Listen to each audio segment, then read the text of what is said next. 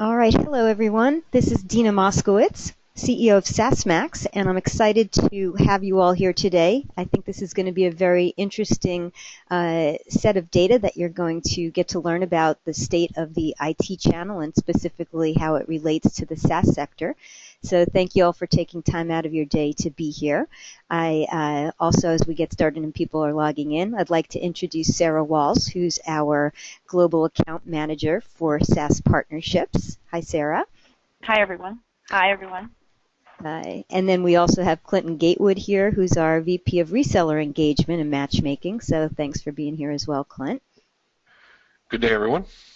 And then Tim, great to have you here. This is the third year in a row that we're having the Tim or someone on his research team present the state of the channel to our ecosystem from CompTIA. So Tim, thank you so much for making this an annual event. It's always a great one. Great. Hello, everyone, and glad to be back. Excellent. So today, the way we're going to go through our presentation is we'll do a really brief introduction about SaaSmax and the channel from the standpoint of the SaaS world. We'll then have Tim take over and do an overview what the big picture is in the 2016 outlook for the IT channel and adoption of SaaS.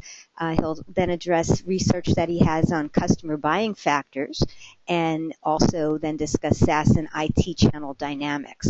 So for those of you, everyone here I think is either on the SaaS solution provider side or on the SaaS vendor side. I think you'll all find this full of great information. So to start off, I wanted to just talk about what's going on in the world of IT, which is that millions of companies rely on third-party IT solution providers to support all of their specialized technology needs. And so, you know, if you're in the SaaS industry, you tend to think, well, you just go and sign up online and customers, businesses use my software. But that's not really the case. Most companies are relying on their IT solution providers to help them select the right products, deal with the licensing and integration issues, and they're there as their backup and their primary go-to people for security and training and technical support, and especially for 911 situations. And so whether you're a restaurant or a law firm or a clothing store or any other type of business, you're typically using multiple types of software as well as technology. And typically, those businesses are therefore relying upon IT solution providers out there, value-added resellers, managed service providers, other types of CRM consultants, telecom agents, and system integrators, all types of IT companies who are consultants to help small and medium businesses especially to make their businesses run smoothly. So I wanted that to be really important here as you're thinking about what this IT channel is, because we'll be talking about the channel, but really it's all these IT companies. And so what SaaSmax does is we intermediate the SaaS sales value chain. So for these IT advisors who are working with all these companies and trying to stay informed with the latest solutions to add to their clients' businesses, they're looking to SaaSmax to help find those next generation solutions, whether it's a single product or bundles. And then we're helping the SaaS companies reach Main Street customers by helping them be introduced to and learn how to collaborate with the IT consultants. So as you can see, SaaSmax plays a role that traditionally distributors have played in the IT sector, but specifically optimized to work with the SaaS companies and those IT channel advisors. And so the goal that SaaSmax has in doing so is to accelerate recurring revenue both for the vendors as well as the IT solution providers. So we do that in 5 core ways. One, we do it by proactively matchmaking the right vendors with the right solution providers. And in our case, we call those solution providers the resellers because that's how the SaaS companies think of them. We then focus on being the trusted concierge for SaaS, where you as an IT solution provider can reach out to us and we're going to help you find the right bundle to assemble for your customer. So if you're focused on a coffee shop, you might need to know, what are the top 5 or 10 or 15 applications that would work best for your customer. We help with that.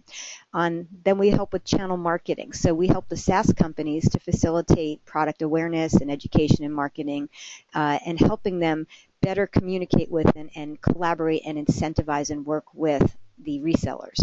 And then we also put in place best practices and offer education with the help of CompTIA in many cases, like we're doing today.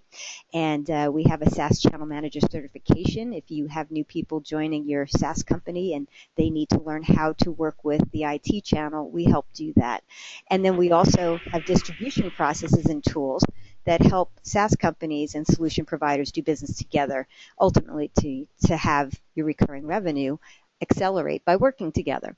And so basically today we're here to provide some really great information that will help you all plan your 2016 go-to-market strategies. And Tim Herbert is an extremely accomplished researcher. He heads up the Research and Market Intelligence at CompTIA, which is the IT industry's largest trade association. And they have really nice budgets and research and capacity and access to the overall IT channel to be able to provide this kind of research and data in ways that no one else is able. So, Tim, thank you for being here, and take it away. Great. Thank you for that kind introduction. And as Dina mentioned, CompTIA is a not-for-profit trade association, and we have about 2,000 technology companies that are members. And this really spans the entire channel, from the largest Fortune 500 tech companies down to some of the smaller solution providers, SaaS providers, and so forth. But beyond the core membership, we also are probably best known for our certifications. And we just crossed the 2 millionth certification issue this year. So there are a lot of IT professionals around the world that rely on IT training and certifications from CompTIA. And underpinning a lot of what we do is research. We certainly like to take a data-driven approach to our programs, but also as a benefit to CompTIA members and really just our contribution to the industry. So as Dina mentioned, we conduct research in a lot of different channel areas, technology areas, workforce areas, and we publish this and make it available. We don't charge for our research, so certainly my contact information is on the front slide. If there's something that you're looking for, if you have questions about what I covered today, let me know, and I'll be happy to take a look. So let's start with the big picture.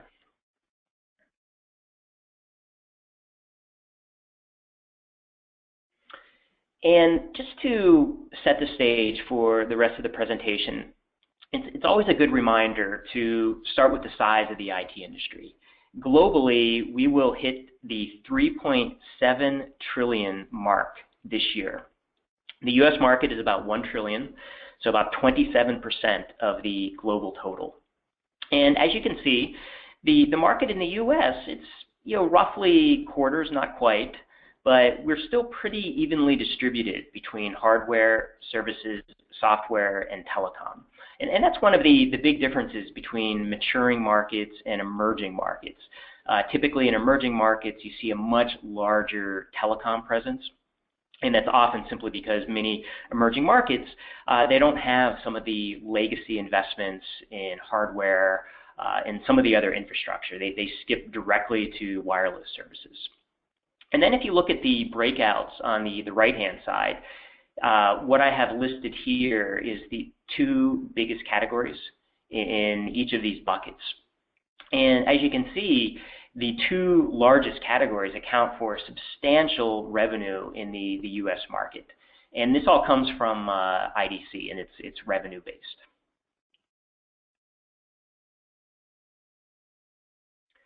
The next big picture element that we always want to think about is the customer base. And I'm sure everyone is familiar with the pyramid shape of businesses in the US. And you've probably heard the stat that 99% of businesses in the US are considered to be small businesses.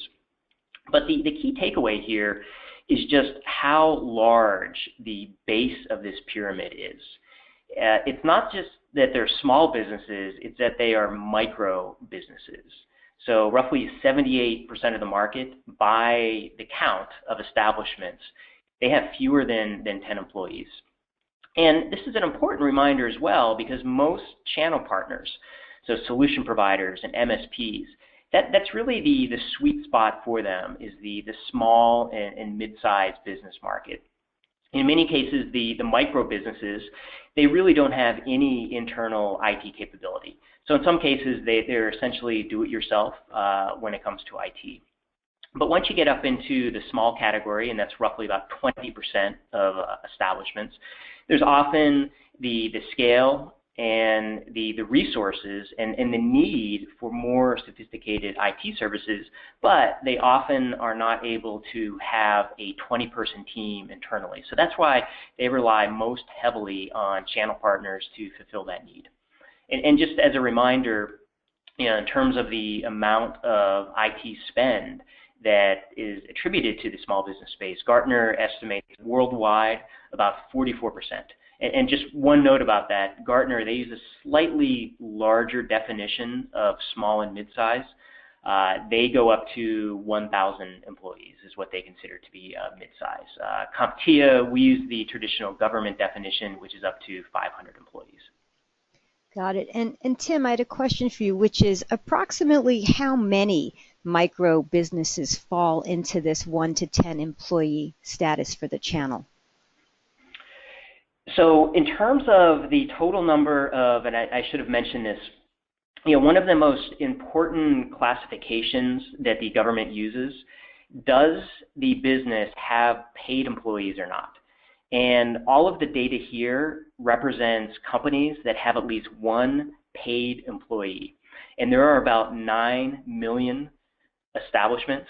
So that means in the small and the mid-size category, it's well over 8 million.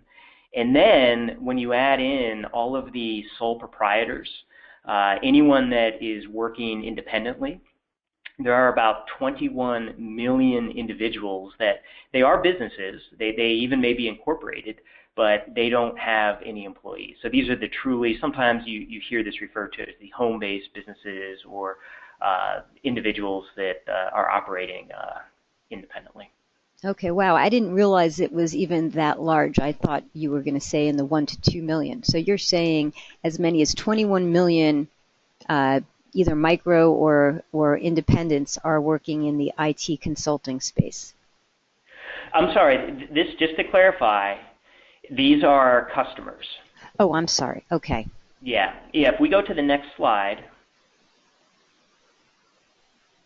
this refers specifically to the IT channel. Okay. And IT companies, they have a profile that is very similar to the overall base of businesses in the U.S. So we have a very large base of small IT firms, and then a relatively small number at the top. And there's really not a perfect way to measure the size of the IT channel. We rely on government data, and it's not perfect because of the way they classify doesn't sync up exactly with what we think of as channel companies. But the trade-off is it's the most comprehensive. They keep track of every business out there. And using this definition, we estimate there are about 125,500 what we would think of as core channel type of businesses. And again, this represents data. These are companies that have employees. In addition to that, there are about 208,000 self-employed or sole proprietors that work in the channel. And these could be consultants, they could be independents that are doing some type of work. And then there's also a category in the channel, and this is one of the most interesting trends today, that we do continue to see this convergence, where there are companies that we don't necessarily think of them as core channel companies, but they are increasingly involved in either influencing or, in some cases, distributing IT software or IT product directly. So I have here this slightly ambiguous plus n number of other firms that it's difficult to identify exactly how many there, but there are a substantial number of other companies that are involved. And then the channel, we still estimate that roughly 60 to 70% of product is influenced, or in some cases it's a direct resale, flows through the channel. So again, it's very difficult to pinpoint exactly the volume that the channel is responsible for.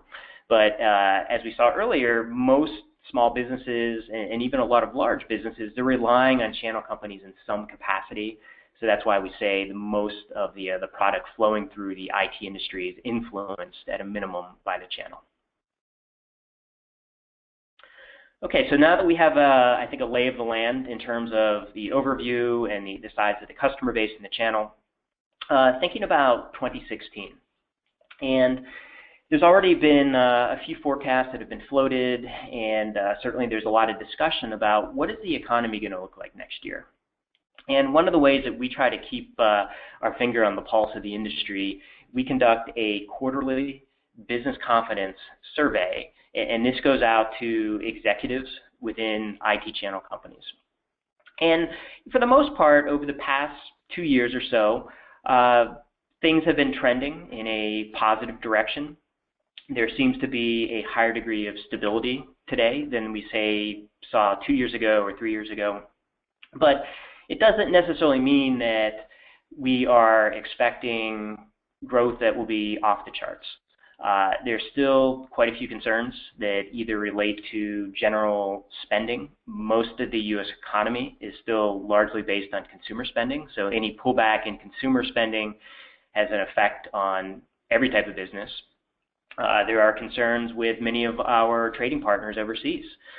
Many companies derive more than half of their revenue from overseas markets, so any pullback in, say, China or Europe. And of course, currency shifts. This has had a major effect on how we think about growth in the industry this year. Some of the estimates, if you count industry growth in constant dollars, the estimate for 2015 is usually in the 4% to 5% range. When you factor in, though, the strong dollar and some of the depreciating currencies overseas, oftentimes growth then ends up flat, or in some cases even negative, and it's truly just because of the currencies. So heading into 2016, I think based on what we're seeing in the data, we're probably expecting another overall growth rate, probably in the 3% to 4% range. And again, this is an average. There certainly will be pockets of growth, and we'll go into that in just a moment. And some companies will do far better. Some companies may do a little bit worse. The follow-up to thinking about just how companies in the channel and the IT industry are feeling about the general economy and their business is, where do they think they will be experiencing growth in the year ahead? And this list here was not meant to be comprehensive, and it's not meant to reflect the largest contributors to their bottom line. What we were most interested in here is the rate of change. So where do they think the highest growth rates will come? And in some cases, they may not be making a lot of money, but it's growing at a very fast rate. So certainly the top ones shouldn't come as a surprise to anyone. There's been so much emphasis on security this year. Businesses of all sizes are spending more on security, and in some cases, from the channel perspective, this could be direct security sales, so certainly firewalls, antivirus, and so forth. But in a lot of cases, it could really just be helping small businesses to upgrade their infrastructure. And there may not be a direct security component other than they were using dated equipment that had vulnerabilities. Beyond security, many in the channel continue to see very strong growth with cloud, both in terms of SaaS as well as infrastructure. And then custom software development. And in many cases, you can make the argument that custom software development is really an extension of cloud, as well as an extension of mobility. Increasingly, customers, they are looking for mobile app development. They may want to refresh their website and add better e-commerce capabilities. They may want to take components of different SaaS applications and through APIs create something that is more tailored to their specific needs. So these are some of the areas that channel partners are expecting. Again, accelerated growth, not necessarily the largest revenue contributors, but where they're seeing and where they're expecting growth. And if we had to summarize the forces that we think will continue to play a major role, both from the perspective of the technology companies, the channel companies, but also the customer, we could probably create a table that would look similar to this. And I'm using the word evolutionary here. Most of these we would not consider new. There may be new elements to them, but most of these trends started many years ago. But in some cases, they are entering a new phase where customers, they are moving beyond experimentation, or they are entering a phase where the technology is less siloed than it may have been in the past. So while they may be adopting a specific cloud application, there is also an expectation that there will be a data component. There will be a mobility component. There may be an automation component. So it's really the interplay of some of these different forces that many organizations are moving towards, and that's where some of it's both exciting, but also it certainly causes some concern, both from the customer standpoint and then also from the provider standpoint, because it requires a lot of different expertise, and oftentimes managing these increasingly complex systems, there's not a perfect roadmap for how to do that.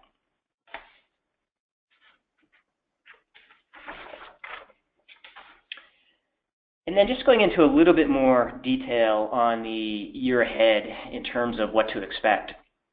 And CompTIA, we do some top-level forecasts, but we don't do anything quite as detailed as what you would see from a IDC or Forrester or Gartner. And if you look at the three primary research consultancies in the IT sector, they're pretty consistent in terms of the growth outlook for SaaS applications. And there are some definitional differences. Some companies may classify things slightly differently, or in some cases it can be difficult to separate. Is it SaaS? Is it infrastructure? Especially if it's a hybrid application, there may be some on-prem, some SaaS. But generally, most of the figures here are within a certain tolerable variance. But you do continue to see the theme here that the growth rates, Forrester is expecting 21% year-over-year growth in SaaS. Increasingly, applications, we have seen the tipping point for certain applications. IDC, they specifically mentioned CRM, that 2016 will be the year that SaaS-based CRM exceeds sales of on-premise CRM applications. So again, we continue to see a lot of momentum with SaaS, and generally that's expected to continue out through the next few years. Great. And have you happened to notice if they mention anything as far as the division between enterprise versus small and medium business for SaaS revenue? I don't have that figure right in front of me, but I would expect it to probably parallel the stat I mentioned earlier from Gartner, that roughly 44% of spending is among the SMB space. So, in some cases you can make the argument that SaaS is really well suited for the SMB space. So in some cases that they may be adopting at higher rates. Mm-hmm. But then, of course, offsetting that, the average spending may be slightly lower, especially when you get down to the very small customers. And in some cases, they may be using the freemium option or one of the lower tier options. But I'll see if I can track that stat down. But I would say it's probably 44% would be probably a good starting point. Okay, fair enough. Great. So we saw a little bit about what to expect for the year ahead, and getting back to the customer, and what are some of the factors that we should take into consideration when we're thinking about what are going to be the drivers of sales over the next 12 months. And a good place to start, and we do this on a lot of the research that we conduct, is to, before we jump into the specific technology needs, is to really think big picture. And what are some of the primary business objectives among SMBs? And for many, this is very obvious. This is sales 101, marketing 101, always think about your customers' needs. But we see time and time again, it's very easy to jump directly into the technology and overlook some of the basic needs that we should be trying to meet here. And this list, it hasn't changed too much over the years. Certainly the rank order may have changed a little bit, but we continue to see a primary business objective: reducing cost, overhead, reaching new customers, improving operational efficiency, improving staff productivity. So these are all pretty common business needs that you find not just in the SMB space, but certainly among enterprises as well. And a few of the things that we always try to remind people that, yes, there is a technology component to almost all of these, but when you ask customers to think about what are some of the key hurdles that may be keeping you from reaching your vision of how your organization is run, and this involves not just the technology piece, but also the people in the process. And when we conducted this research earlier this year, people was cited as number one. And there's probably a few takeaways there. One, technology is more intensely used today than it was even just a few years ago. So the use of technology is so pervasive across the organization that increasingly there are widening skills gaps. And not just in the IT department, but these are the end users that are responsible for really using the technology and making the organization run. Technology is a close second, and then process was also cited. And in some cases, the technology is the easiest piece. It's getting the people and the process aligned to get maximum value from the technology. And that's something that we often remind our channel partners, and it's really a good practice for anyone, that just simply deploying the technology without having that discussion about how the customer is going to evolve their processes, how are they going to ensure that they're getting value from that technology. Because if those aren't addressed, you hear so often the situations where the technology is doing what it's supposed to do, but the customer is dissatisfied. They aren't feeling the ROI simply because the people or the process was overlooked. Got it. And we see a lot of discussion, especially when we're talking to SaaS solution providers, about how it's so important to have those conversations, not just with the technology people in the companies, but also with the other managers and directors and C-level executives. So we are seeing that kind of evolution take place into solution selling, like you're mentioning. And the one comment I had on the previous slide, that underlying many of these strategic priorities is the desire to simplify. And we continue to hear among companies that are adopting cloud. You can jump to the next slide again. We continue to hear among many customers that are adopting cloud, some of the primary reasons is, and sometimes it's this catch-all of it was simply a better option. It was easier to deploy, it was faster, it provided us increased agility and whatnot.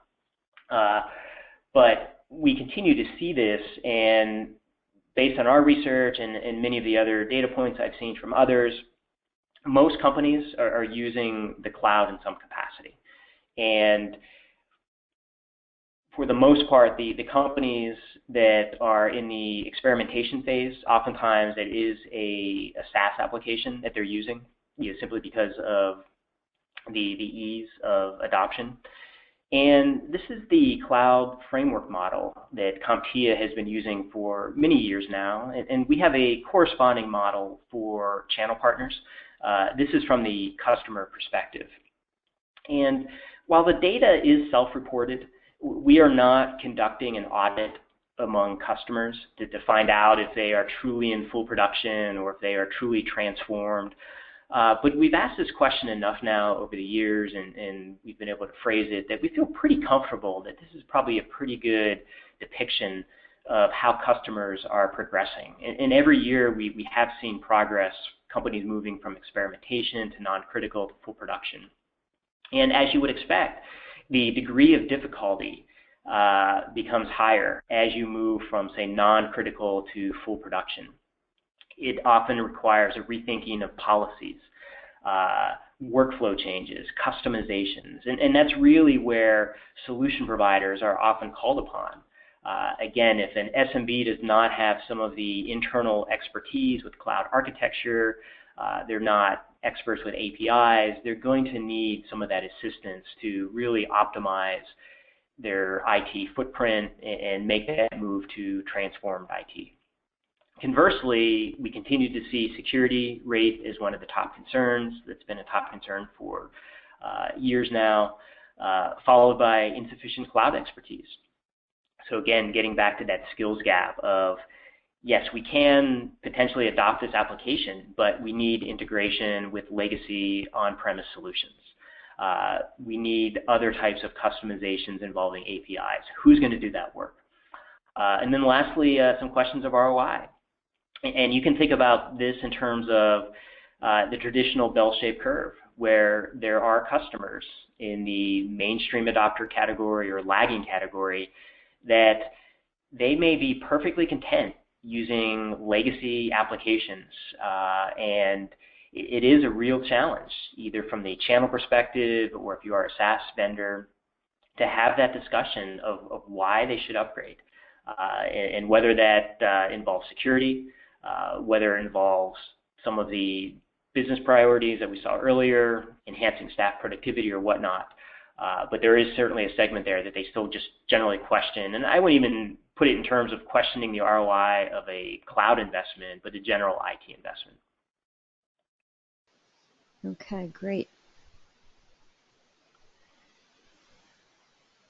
And one of the things that we wanted to better understand this year, and this comes specifically from a study that we conducted among professional service firms.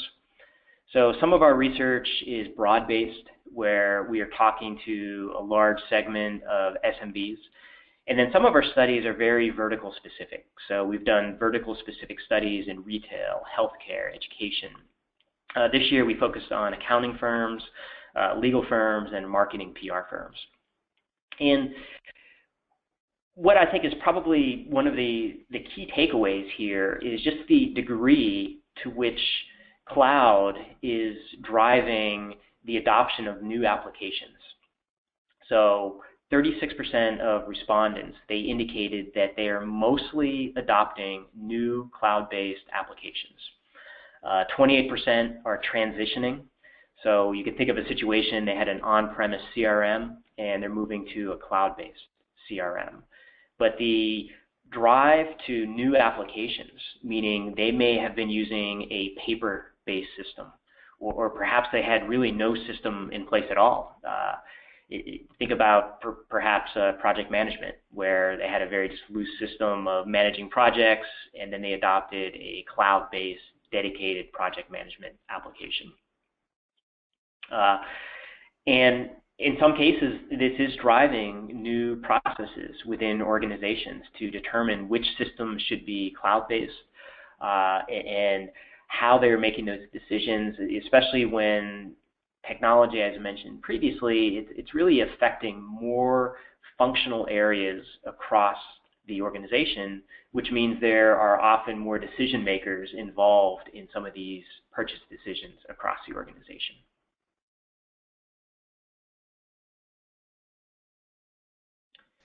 And then again, this comes from the professional services study, and I think that it's a really interesting segment. One, professional services, it's one of the biggest market segments out there, and you do often find firms that they may be sophisticated because everyone's a knowledge worker. Oftentimes they have resources, but they're also very risk adverse. especially when you think about law firms. By nature, they're holding such sensitive data, and usually they're not thinking in terms of we want to adopt technology as early as possible. But this is a follow-up, just looking at some of the different areas and some of the ways that accounting firms may begin to become more digital, or marketing firms becoming more digital. And this is intent over the next 12 months. And I always caution that it's less about the actual data points here and more about the rank order. We certainly know not everyone that says they're going to buy something will actually follow through, but it does provide you some insight in terms of more people in marketing firms expect to invest in analytics or social media monitoring than they do in marketing automation. It just gives you a sense of the priorities within some of these organizations. No, I think this is great data. It really is, especially for SaaS companies who are looking at how their solution fits into their prospective customers' bundles and overall needs. It's great. Okay, let's go to the next slide. Okay. So just the last section here on some of the channel factors and some of the perspectives from the channel and some of the considerations that if you are a SaaS vendor looking to become more involved in the channel or recruit more channel partners, or if you are a channel partner yourself, this may provide you a few insights to think about your position relative to some of your peers. And a lot of this data comes from our annual State of the Channel study that we just published, I guess, 2 months ago. And a few points to make before I jump into the next slides. Most channel partners are hybrids. And what I mean by this is they typically have a foot in a number of different product lines and business models.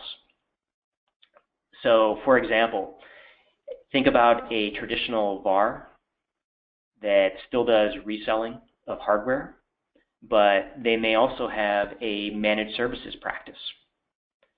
Or think about a VAR that also may be involved in solutions that could have a custom software development component. So we often see most companies, they are involved with different business models, and usually that is a function of customer need. They have customers that still depend on them, perhaps for some of the traditional VAR services where they need a company that can help set up and deploy a large number of desktops or servers. But at the same time, the same channel partners may also have customers that are more sophisticated with their IT. So they want to offload the management of the core infrastructure. So they are readily embracing the managed services model. So you do have a lot of businesses that operate this way, and this is always somewhat of a sticking point because you do sometimes hear the perspective from vendors that say, I wish the channel partner would just focus on high-end solutions and only do managed services. But from the perspective of the channel partner, they are fulfilling a need. Customers still need a lot of legacy services, and they're willing to pay for it. So it is very difficult to tell a channel partner not to focus their resources on some of these legacy businesses. In terms of the average number of partnerships that an IT firm, whether it's a solution provider or traditional VAR, that they're involved in, the average is 8 vendor partner programs that they belong to. And with any average, there are some that partner with far more vendors, and there are some that partner with fewer vendors.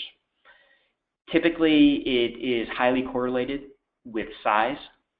So an IT solution provider that has 10 employees, they only have so much bandwidth to manage relationships with vendors. compared to an IT solution provider with 50 employees. Obviously, they have more bandwidth. Typically, they're in more business lines. They're going to have more partnerships. Interestingly, though, over half of channel partners, they indicated that they expect a net gain in the number of vendor partners over the next 12 months. And a lot of this is being driven by, we saw some of the categories where they are expecting growth. A lot of it is being driven by their move into new categories. So, for example, they may have had vendor partners that do a lot of traditional security, but perhaps they want to move into unified threat management or data loss prevention or some other emerging field of security, hence the need to partner with new vendors. And this is playing out in a lot of different areas, whether it's on the cloud side, data side, mobility side, or whatnot. And Tim, what we're seeing on that in that area is that we're also seeing the newer types of applications that are being offered in SaaS are adding to a stack, and we like to call it a stack, whether it's horizontal or vertical, because now you might be able to very simply add a new security app related to mobile device management or security related to email or protecting a website. And so we're seeing that as more of these types of applications are being offered, that solution providers are realizing that they could extend the breadth of what their bundle could be. And that's one of the things that we get asked a lot about. Yeah, I think that's something that will probably continue as a trend over the next few years. It's simply relying on a few core vendors, much was the pattern of, say, 15 years ago, is really just a model that does not meet the needs of a lot of customers anymore. Mm-hmm. And that's actually a good segue to the next point in terms of, this is a question that comes up a lot. So we see that there is this trend towards adding vendor partners. What would force or cause a channel partner to cease working with a vendor? And the top three reasons that came out in the research, cost. And cost could really take on a number of different formats. It could be some of the traditional minimums, meaning that they're not doing enough business, or the minimum threshold is too high for them to meet. It could be the cost of management. Simply, there's too much time required to meet some of the requirements of the vendor, and the benefits of the program make it very difficult. That is followed by poor product fit. And again, this is very driven by customer needs. And we're in an environment right now where there is more information than ever. And we continue to hear that customers, in many cases, they're doing a lot of the research on their own. And in some cases, it is more challenging to influence them because they are already set in some of their decisions. So there may be these situations where if the channel partner is not positioning the product properly, there could be the perception that it's a poor fit. And some of it may simply be, it is a poor fit, and it's not resonating with the customer. And then lastly, it's a somewhat catch-all of difficulty in doing business with. And this could be everything from vendors that may be changing their program too often. So it's just very confusing, and it gets back to the cost of the time management. It could be other factors. And in some cases, again, this is from the perspective of channel partners. We ask these same questions among vendors. And in some cases, you get some similarities, but among vendors that decide that perhaps some of their channel partners are not a good fit, oftentimes it is that the channel partner is not equipped to really sell solutions. The channel partner is still relying on models from 10 years ago where they are expecting the vendor to do all of the heavy lifting, and the solution provider or the VAR simply is taking orders and moving boxes. And then the next point, and this is especially relevant in a discussion of the cloud, 47% of channel partners believe the incidence of channel conflict has increased somewhat or significantly during the past 2 years. And this is simply the reality of having more distribution channels. There are more avenues for customers to procure their product. So some of this is simply just a natural function of changing market dynamics. And I think the vendors that are most successful are the ones that acknowledge that there will be channel conflict and have that open conversation as opposed to essentially operating without that type of open dialogue with their channel partners. And then the last point, most channel partners, despite some of the challenges I just mentioned, most channel partners indicate they are generally optimistic about the channel. 61% indicated this. And then there were a fairly, the remaining 39%, most of those people, they felt mixed. So they had a sense of optimism in some areas, and then in others, some pessimism. And the number one factor, and this was interesting, both on the optimistic side as well as the pessimistic side, was cloud. Interesting. Very interesting. Well, we're finding, as being SaaS Max and focused primarily on SaaS and the channel, that, the SaaS sector is really only still just growing up and emerging as a channel play. And so many of these stats that you show here make perfect sense because on the SaaS side, many of them are just learning what the channel is and what it means to have a best-in-class reseller program and what the concept of channel conflict is. So in terms of optimism, I think there should be a lot of optimism because there are great products coming out and coming to market, but also I think more and more of those will be becoming more available to the channel in the future, and as we're seeing. But also that we're seeing more channel partners recognize that there are these opportunities for SaaS to be sold through the channel. So that optimism is definitely something we're seeing a lot of. We also are seeing that channel partners do often, not often, but can get frustrated with and do stop working with SaaS vendors because of these same factors that you're saying, but oftentimes because the vendors don't always understand how to work with the channel in effective ways. And so that's one of the things SaaS Max has been working hard on, is ensuring that best practices can be put into place and that we can bridge those gaps. So this is great research. Thanks, Tim.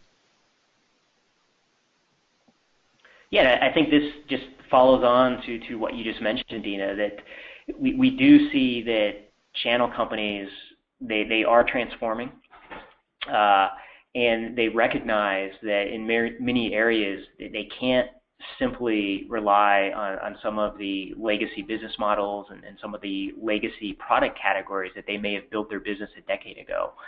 And at the same time, though, we always have to recognize that a lot of channel companies, they are small businesses, and they don't necessarily have the resources, or in some cases, they don't necessarily have that roadmap of how to transform. So it's not going to happen overnight. And this comes up at a lot of the CompTIA community discussions.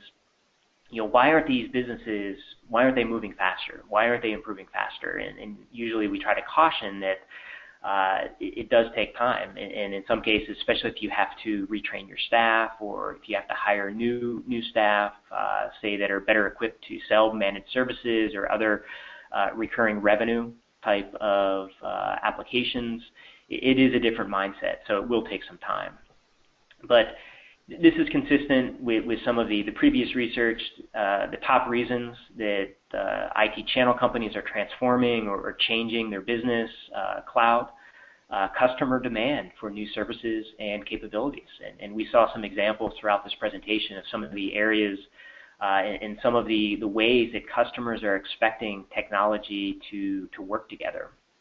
And then lastly, the desire to move from the transactional business model to more of a recurring revenue model. And then the flip side, for the reasons that channel partners may not be transforming. And there's a lot that could go into this, and certainly you have to recognize that not every company is looking to scale their business. They simply may be satisfied as a small IT provider, and they may be doing well, and they may be very profitable. In some cases, they may be servicing a segment of customer that is not yet ready to embrace many of the emerging technologies that we discussed. And in some cases, it is a resource issue. So, Tim, I'm going to ask you to speed it up a little because we're running out of time, or we're going over what we thought the time would be. So, okay, we can skip over this slide. Okay. And this one, I think, again, it reaffirms some of the points that we made, that when channel partners, they are faced with changing their business model, or they are looking to expand their business in some way, whether it's into cloud or security, that these are a lot of the challenges that they face. And I wouldn't even limit this to channel partners. I think many vendors face similar types of challenges in customer education, or balancing some of their legacy products with new products, and then certainly finding talented staff in a very tight IT labor market. Exactly. Great. And just a few wrap-up points. I think we saw that the IT industry growth trajectory is on reasonably solid footing. There are a few unknowns in terms of either the headwinds that we may face, but there are some tailwinds that could certainly make 2016 a solid year for growth.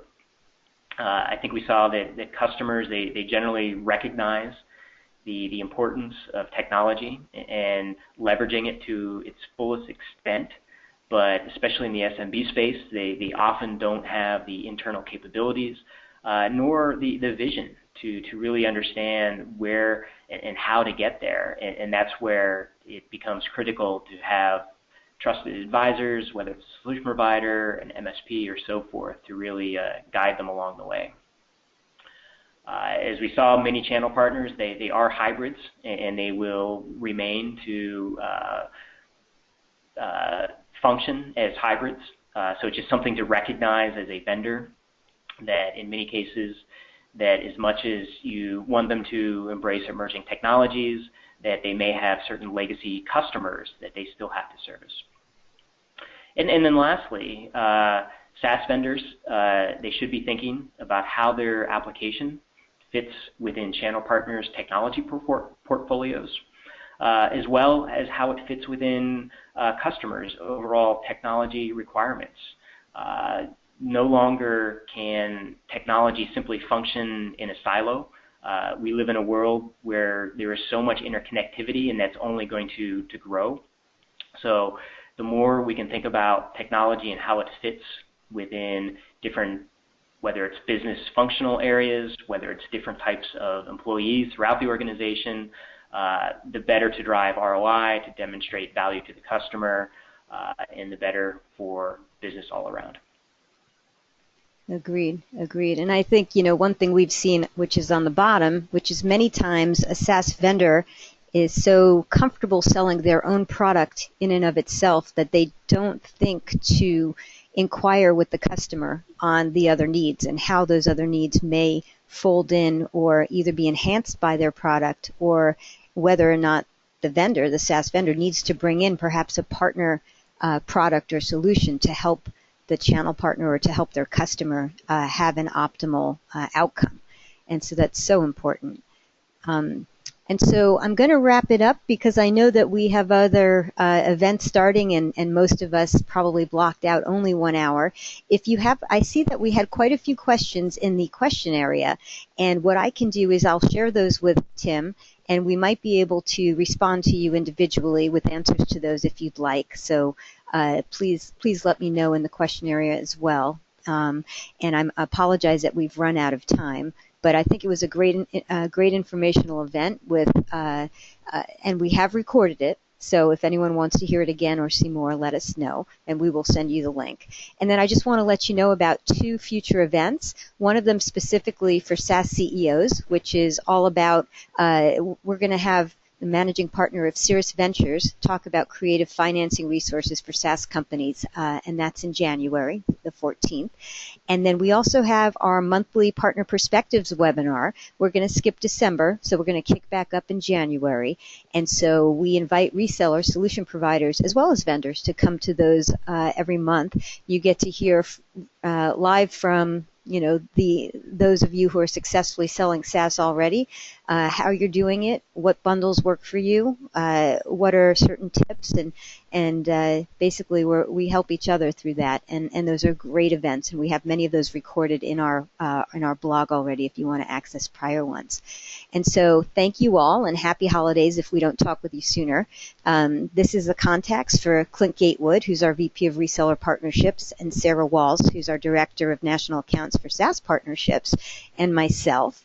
And if you need to reach Tim, we did have his email address up earlier, but I can forward that to you if you just reach out to me or reach out to us through the panel here or by email to us. So Tim, thanks again. This was great. And thank you all to taking the time and staying and listening to this information. And we'll all talk soon. All right. Thanks again. I'm going to end the recording. And Tim, thank you. Great. Thank you. Okay. Bye, everyone.